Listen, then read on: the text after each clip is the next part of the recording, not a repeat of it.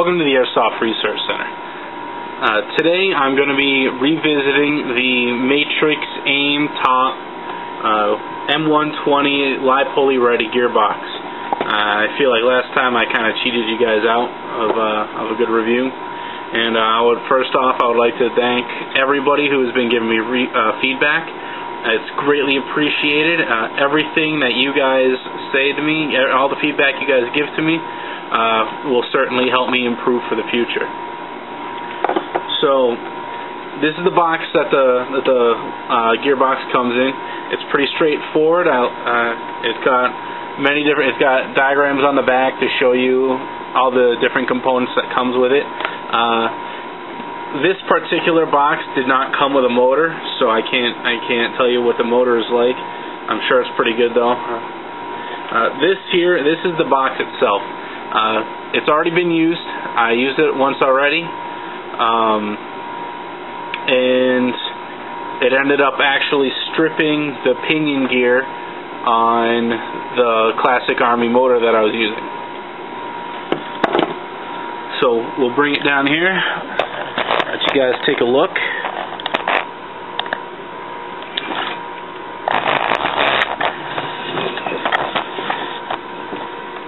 Okay, so here's the box.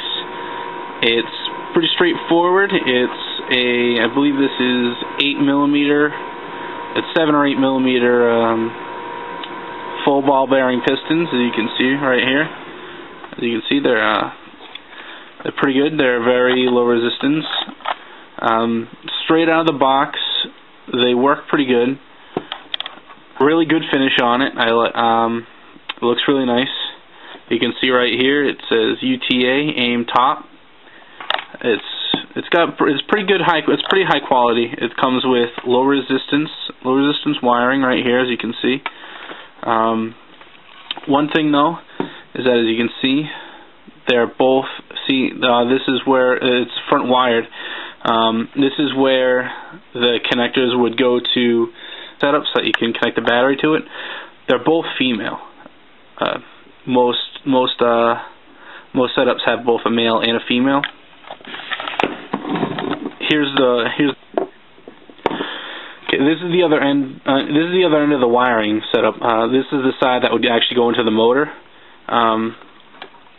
The only problem with these is that the positive side is just a little bit too short. On normal wiring setups, the positive side is just a little bit longer, so that it can wrap around and connect into the motor. So normally, this is a junk motor I have. It's a shorty motor. This is for a version 3 gearbox. So normally, the way the setup would be is that it would actually wrap around like this and then come up and over and connect into. It would connect up something like this.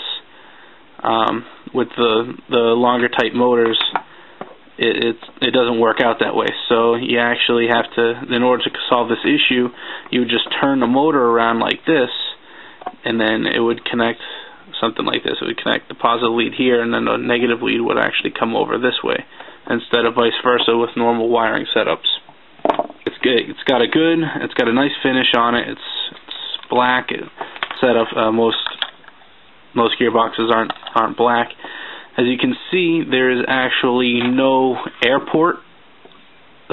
Most other cylinders have a port, usually right about here, where the air will escape as it shoots. What this particular setup does, without the port, the gas is all the air that is taken in just comes straight out the nozzle here. As you can see from here, actually you can't really see it, but the spring guide is metal and it's ball bearing, and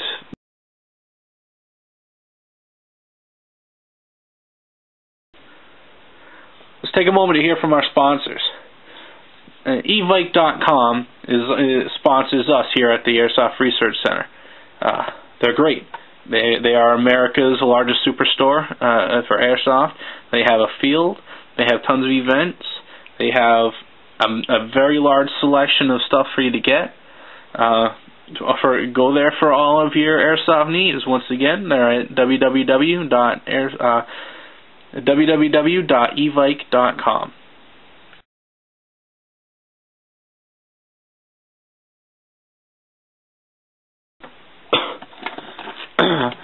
This here is the air nozzle. It's more advanced. It's a high flow air nozzle. As you can see right here, it's got a larger cutout, which allows for more air to obviously come out. It's got 9 Phillips head screws on it, which keep the box closed. That's common with most gearboxes. I don't think I've ever seen one that doesn't which has any less than 9. Many other gearboxes, however, will utilize a hex key or a star key, which this makes it great. It means that it can be taken apart by pretty much most anybody. So I'm going to take it apart here for you. I'll let you guys watch as I take it apart, and then we can actually talk about the box. We can talk about the internals.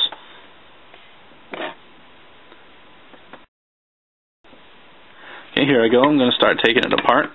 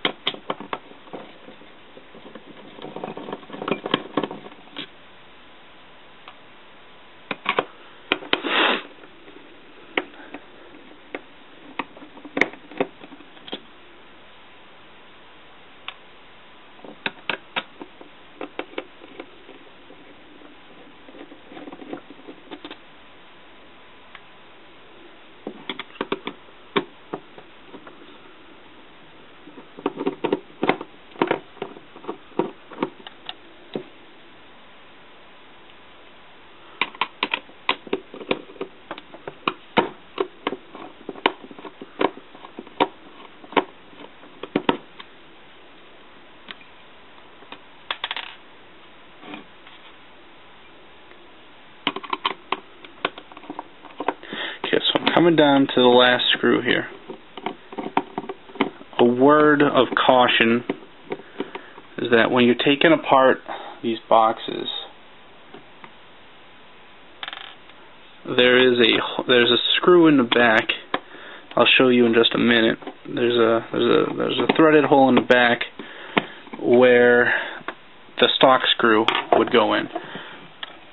See right here. This is threaded for the stock screw.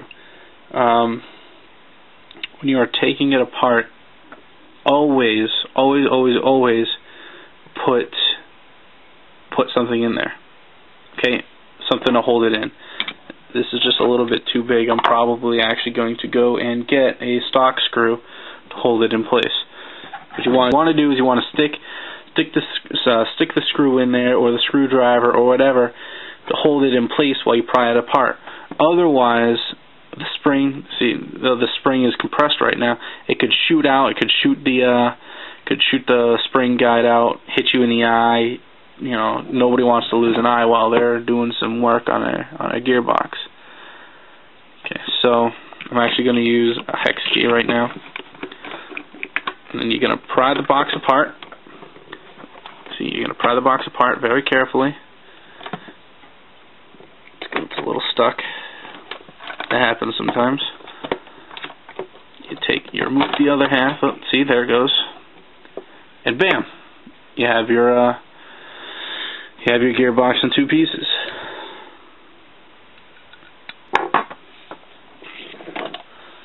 So this here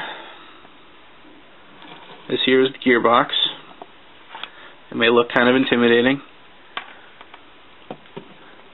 but there it is.